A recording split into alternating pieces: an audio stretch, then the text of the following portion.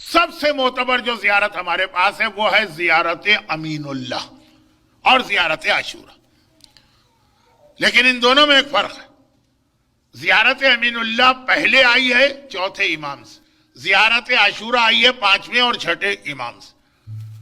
ہاں ایک فرق ہے کہ زیارت عاشورہ حدیث قدسی روایت ہے نا, پانچویں نے کہا مجھ سے میرے بابا نے, ان سے ان کے بابا نے, ان سے ہمارے جد رسول اللہ نے, ان سے جبرائیل نے, جبرائیل سے پروردگار نے ساتویں آسمان پہ یہ زیارت ان کو تعلیم دی ہے.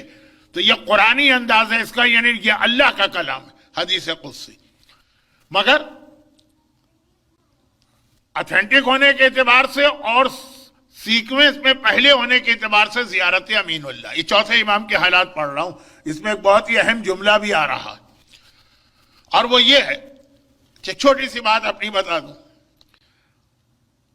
ابھی کچھ تھوڑا میرا تعارف ہو رہا تھا, میں پورا سن بھی نہیں پایا کہ کیا کہا جا رہا تھا, لیکن ایک میرا تعارف دنیا میں یہ ہے, میں اپنا ایڈورٹائز نہیں کر رہا ہوں لیکن جو واقعہ پڑھنے جا رہا ہوں اس کے لیے ضروری ہے. ایک تعارف یہ ہے کہ تقریباً 45 سال سے زیادہ تو ہو گئے حاجیوں کی خدمت کرتے ہوئے کراچی سے, اور چونکہ شروع میں کراچی میں اور کوئی قافلہ ہی نہیں تھا تو سمجھیے پورے پاکستان.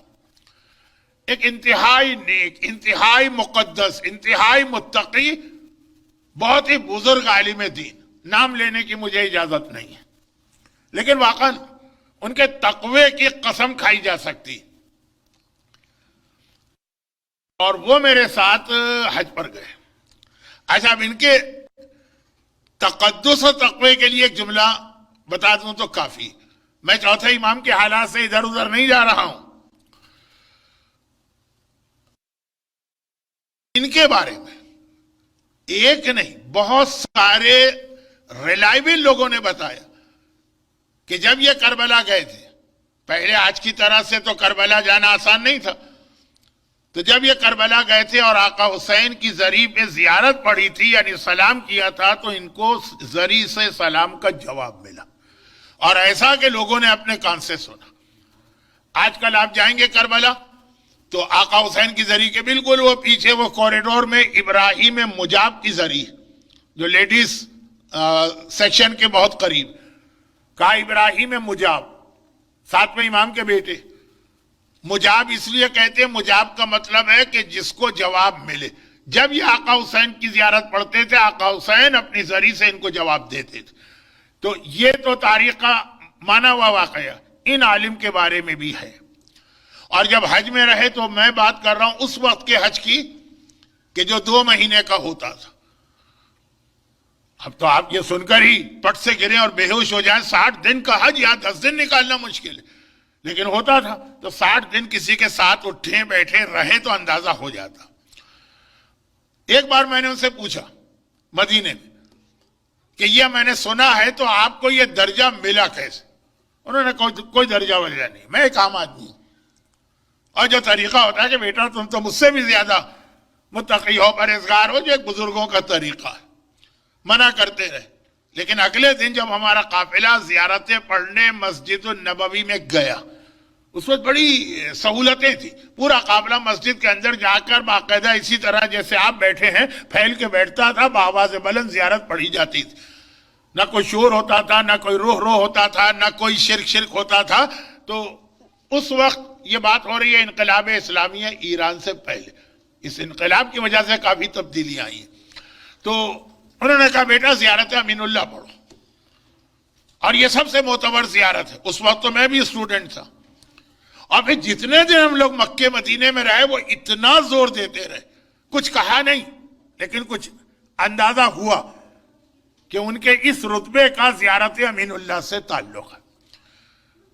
اور پھر جب میں خود بھی اس وقت اسٹوڈنٹ تھا, جب تھوڑا اور علم حاصل کیا تو پتہ چلا کہ تمام شیعہ علماء کا اتفاق ہے کہ اس سے زیادہ اتھینٹک کوئی زیارت نہیں, زیارت امین اللہ. یہ زیارت ہمیں ملی کیسے؟ بہت انٹرسٹنگ, یہ اب آخری بات آ رہی ہے. آج بھی یہ مفاتی میں جہاں لکھی ہے نا مولا کی زیارتوں میں, یہ دوسری زیارت, اس کے اینڈ میں یہ پیراگراف ہوگا. ہمارا چوتھا امام ریگولر مسجد کوفہ کی زیارت کو جاتے تھے. آپ جب جائیں گے کربلا یا عراق ہے تو آپ کو مسجد کوفہ بھی لے جائیں گے اور وہاں اس کی فضیلت بتائیں گے. چوتھے امام مسجد کوفہ کہاں، مدینہ کہاں؟ چوتھے امام مدینے میں ریگولر آتے ہیں، دن کے وقت مسجد کوفہ میں عبادت کرتے ہیں، آدھی رات کو مسجد کوفہ سے نکل کے نجف جاتے ہیں. اس وقت تک مولا کی قبر چھپی ہوئی تھی.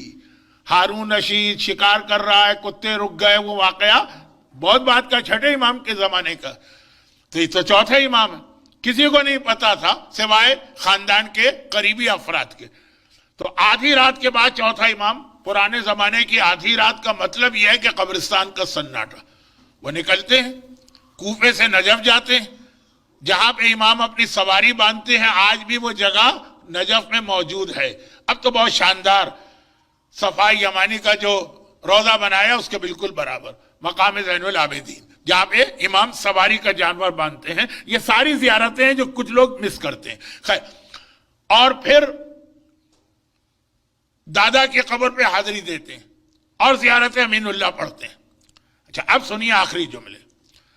ابو حمزہ صومالی بہت اہم ایک راوی ہیں، یعنی اس سے اندازہ کریں معصوم کی حدیث ہے جو سلمان فارسی کا اسٹیٹس رسول اللہ کے پاس ہے اور مالک اشتر کا اسٹیٹس مولا کائنات کے پاس ہے اور حبیب ابن مظاہر کا اسٹیٹس مولا حسین کے پاس ہے.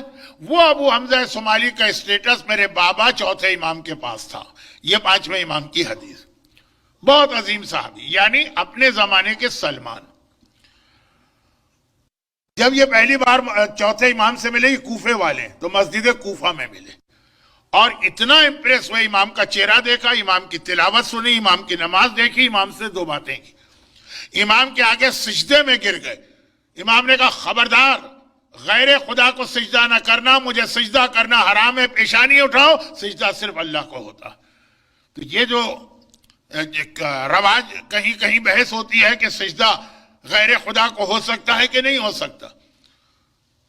مجتہدین کا فتویٰ سن لیجئے کہ کربلا اور نجف جا کے جو لوگ سجدہ کرتے ہیں اگر وہ اللہ کے شکرانے کے لیے تو سب سے بڑی عبادت کر رہے ہیں، اور اگر خود معصوم کے لیے تو غلط ہے. لیکن اس کے دل کو کون جانتا ہے؟ جو فتویٰ لگائے وہی جانتا ہے. اس لیے ہمیں حق نہیں ہے فتویٰ لگانے کا انلیس یہ کہ وہ اوپنلی کہہ دے. تو یہ ابو حمزہ صومالی کی حدیث تھی. چوتھے امام نے ڈانٹ کے اٹھا دیا. اور پھر یہ پہلا دن ہے، اس کے بعد تو بہت قریب آ گئے. کہتے ہیں کہ ایک دن چوتھے امام مجھے ساتھ لے کے نجف گئے، رات کا وقت، اور وہاں زیارت امین اللہ پڑھی. میں نے ان سے پوچھا کہ مولا یہ زیارت امین، یہ جو آپ زیارت پڑھ رہے ہیں، السلام علیکہ یا امین اللہ فی ارضہ، یہ شروع یہاں سے ہوتی، تو یہ زیارت پہلی بار میں نے سنی. کہا سنو، کسی زیارت کے لیے جملے آپ نہیں سنیں گے، اب سنیے اب آپ توجہ سے. کہا جیسے ہی کوئی مومن یا مومنہ زیارت امین اللہ پڑھتا، آسمان سے ایک فرشتہ نازل ہو کر اسے نور کے کاغذ پر لکھتا جاتا. ان کے علم ہے کیا وہ لکھنے کی ضرورت ہے؟ نہیں، لکھتا جاتا. اگر ایک وقت میں نجف میں 1500 آدمی زیارت امین اللہ پڑھ رہے، ہر انڈیویجول کے لیے الگ الگ فرشتہ اتر رہا، نور کے کاغذ پہ اس زیارت کو لکھ رہا. اس کے بعد اس زیارت کو پہلے زمانے کا جو کاغذ ہوتا تھا اس کو رول کرتا، رول کر کے 7ویں آسمان پہ جاتا. 7ویں آسمان پہ جا کے یہ لکھی ہوئی نور کی زیارت رسول خدا کے حوالے کرتا ہے. رسول اس پر اپنی مہر لگاتے ہیں، وہ سیل بند ہو گئی اور اپنے سامنے رکھوا لیتے ہیں. میں نے پہلی بار تو نہیں، لیکن اس ایام اعظم میں ابھی سین ہوزے میں پڑھی، اور بہت وہاں پہ پڑھے لکھے لوگ تھے، تو میں نے سوچا بعد مجلس کوئی مذاق اڑائے گا کہ مولانا چوتھے امام سے آج تک کتنے لوگوں نے زیارت امین اللہ پڑھی ہے، تو یہ اتنا رول ہو کے سب رسول اللہ کے پاس رکھیں. لیکن وہاں تو لوگوں نے اتنا اس کو اپریشیٹ کیا. کیوں؟ آپ کو پتا ہے کہ وہ تو سیلیکون ویلی ہے، سب آئی ٹی والے کا. ہاں مولانا، اتنے سے مائکرو چپ میں کتنا ہے آپ کو معلوم ہے نا، وہ تو سیلیکون ویلی ہے. تو وہاں کسی نے مذاق نہیں اڑایا، بلکہ انہوں نے کہا یہ تو بہت کام کی بات آپ نے بتائی ہے زیارت سے ہٹ کر. اچھا، اب رسول خدا اس کو رکھتے ہیں 7ویں آسمانوں. کوئی اور زیارت ہے جس میں آپ کو یہ جملے ملیں گے؟ ابھی اور سنیے. اور جب زمانے کا امام دنیا میں ظاہر ہوگا تب آسمان سے رسول خدا فرشتوں کو آرڈر کریں گے کہ جتنی زیارت امین اللہ پڑھی گئی ہیں جس کی، یہ ساری زیارت امین اللہ لے جا کر میرے بیٹے کو دو. کیوں دو؟ اب وہ بھی سنی. یہ سب 7ویں آسمان سے امام زمانہ کو ہینڈ اوور کیا گیا. امام زمانہ اس کو کھولیں گے، وہ مہر توڑیں گے، نام جس کا نام ہوگا فرشتوں سے کہیں گے اس کو بلا کے لاؤ.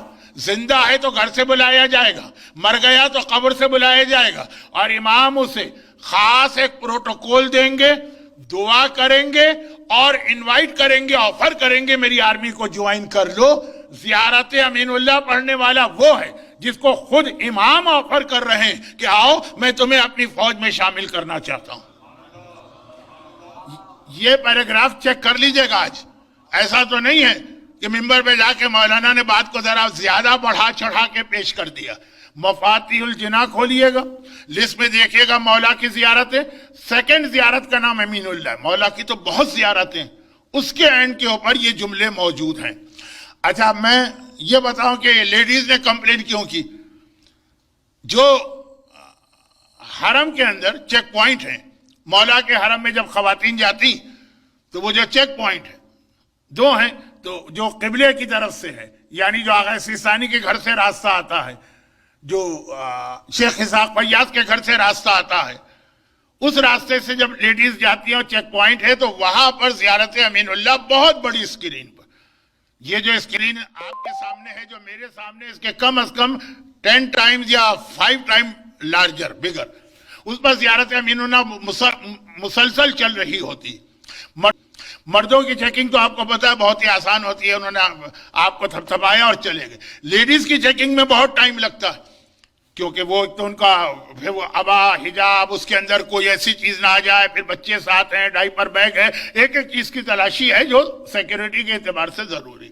خواتین کہتی ہیں ہمارے سامنے چل رہی ہے زیارت امین اللہ، چھوٹی سی زیارت ہے، زیارت عاشورہ کی طرح بڑی نہیں ہے، 2 ڈھائی 3 منٹ میں ختم ہو جائے گی.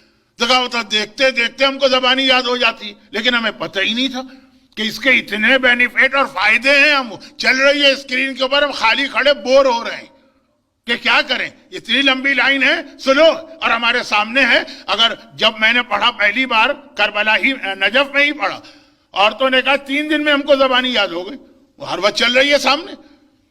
تو زیارت امین اللہ بہت آسان ہے، بہت چھوٹی ہے اور اتنے بینیفٹ ہیں. لیکن میں نے اس کو نہ چھوٹا ہونے کی وجہ سے موضوع بنایا، نہ آسان ہونے کی وجہ سے، نہ ہی بینیفٹ تو اور زیارتوں کے بھی.